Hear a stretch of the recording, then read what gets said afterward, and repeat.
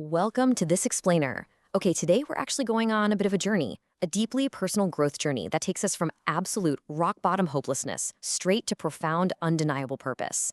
The story we're diving into is an ancient one. It's about a guy named Ezekiel who gets dropped by God right into the middle of a massive valley.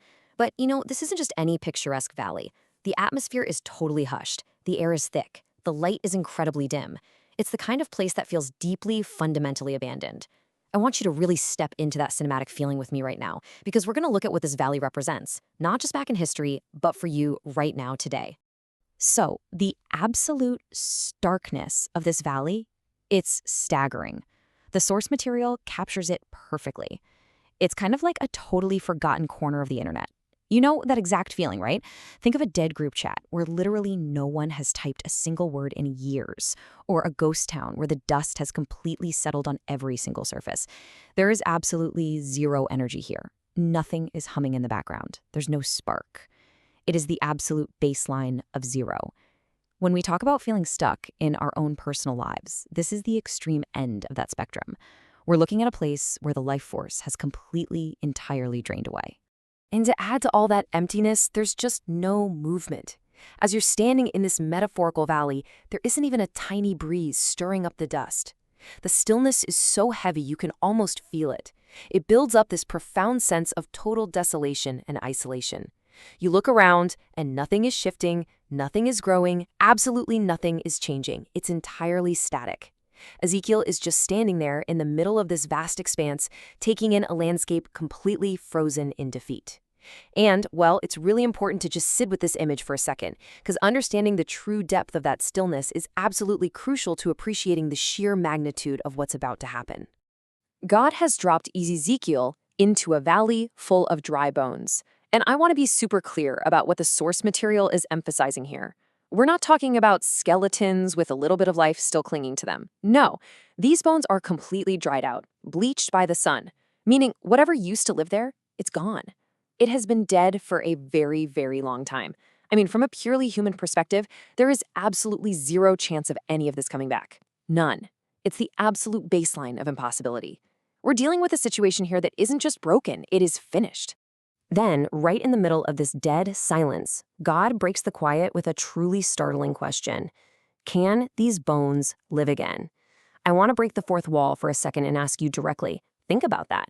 If you were standing in the middle of a graveyard of totally dried out bones, and someone asked you if they could live again, you'd probably look at them like they were completely crazy. You'd be like, no way. That is scientifically, physically, fundamentally impossible. But Ezekiel's response is just deeply humble and honestly fascinating. He doesn't say no. He basically says, God, only you know. He intentionally leaves the door cracked open for something way beyond human logic. All right, let's map this ancient story directly onto your world today, because we all have modern dry bones. Some of you right now are looking at parts of your life that feel exactly like that desolate valley, right? Maybe it's a dream you completely gave up on years ago. Maybe it's a deeply important friendship that just shattered and totally fell apart. It could be your lost motivation, your confidence, your faith, or even a completely shattered self-image. If we're being really honest with ourselves today, those areas just feel dead. They feel like there is no coming back from them whatsoever. They are your dry bones. But here is the massive paradigm shift, guys. Nothing is too far gone.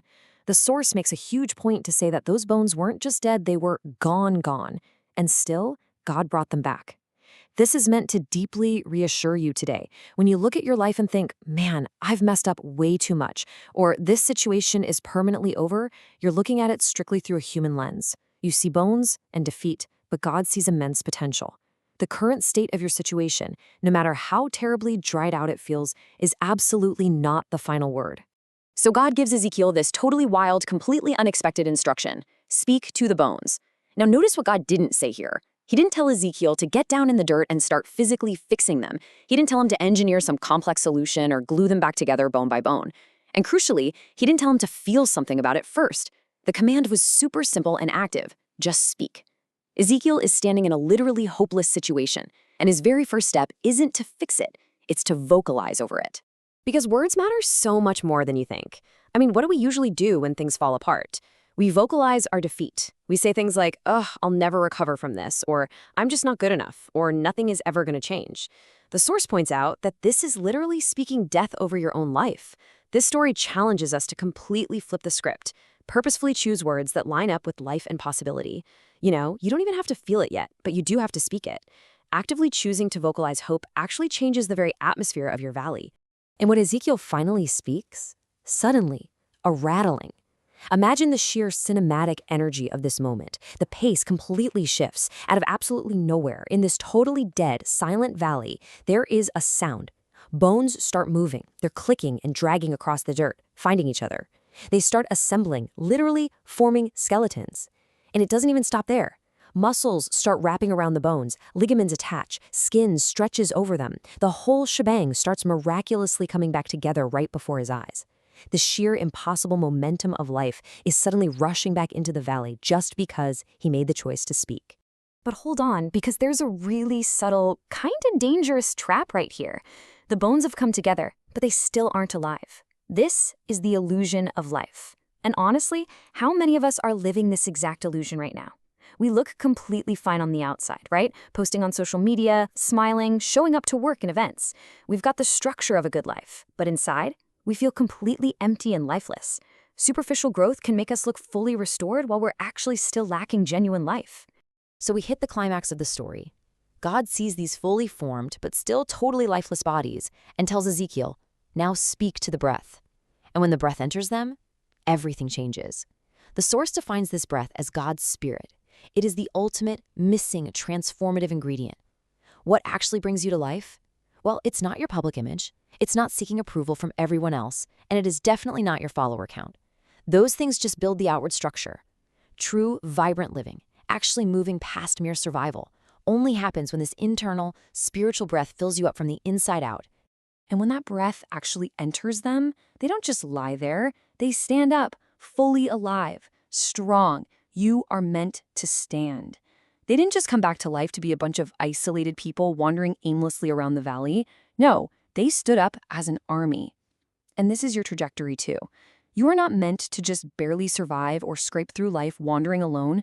When true restoration happens, you are infused with real strength, you're given a deep purpose, and you have clear direction. You are meant to be part of something so much bigger. Okay, so how do we actually do this? How does a rattling begin in your own life? Well, it might not start with everything magically fixing itself overnight. In fact, actually, scratch that, it almost never does. It starts with 3 really simple, intentional choices. First, choose to believe again, even when the valley looks entirely dead. Second, choose to speak differently. Seriously, stop speaking death over your circumstances and start speaking life and possibility. And third, choose to not give up. These are the simple, immediate actions you can take right now to initiate your own profound transformation. All right, check out this quote, because if you remember absolutely nothing else from this explainer, I want you to remember this mic drop moment right here. Dead things don't scare God. Just let that sink in for a second. We look at the shattered, dried up, seemingly impossible parts of our lives and we feel totally terrified or just completely defeated by them. But God doesn't. Those areas of your life that feel the absolute most hopeless, you need to reframe them right now. Those are the exact places that are primed and positioned for something incredibly powerful to happen. Which leaves us with one final real talk question. I want to leave this lingering on the screen for you. What in your life right now feels like those dry bones? I want you to genuinely identify it. Don't hide from it. Name the dead dream, the broken relationship, the lost confidence, because identifying that desolate valley is probably the exact place where your change is going to start. The potential for a rattling is right there waiting for you. Thank you so much for joining me on this explainer today. Now go out there, change the way you speak about your valley, and take your first step toward true, vibrant life.